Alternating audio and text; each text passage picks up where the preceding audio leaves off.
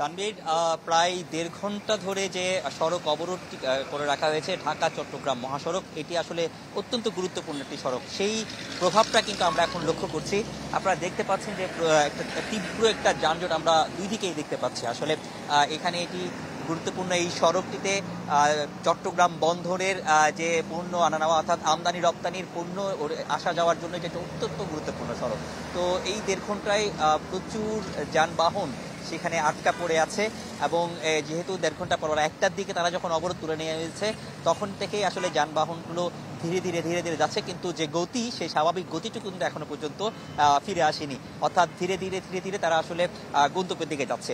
আর ইসলামী ব্যাংকের যারা কর্মকর্তা, যারা আন্দোলনকারীরা, তারা আসলে যেটি বলছেন, তারা ২৪ ঘন্টার একটি আলটিমেটাম দিয়েছেন।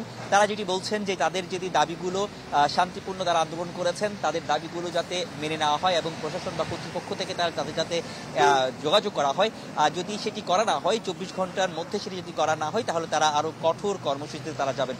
শুধু তারাই নয়, তাদের সাথে তাদের যে পরিবার পরিজন রয়েছেন তাদের সকলকেই নিয়ে এবং চট্টগ্রামবাসীর প্রত্যেককেই নিয়ে আসলে বিভিন্ন সংগঠন তাদেরকে আসলে তারা যেটি বলছেন যে কি তাদের সাথে সংহতি প্রকাশ করেছেন। তো সেক্ষেত্রে তারা যেটি বলছেন, আত্মীয় স্বজন বা পরিবার পরিজন নিয়ে তারা কিন্তু এই আরো কঠোর কর্মসূচিতে যাবেন। তো এটি একটা অনিশ্চয়তার মধ্যে আসলে আছেন তারা এর আগেও বেশ কয়েকবার সংবাদ সম্মেলন করেছেন এবং তারা তাদের যে দাবিগুলো তুলে ধরার চেষ্টা করেছেন।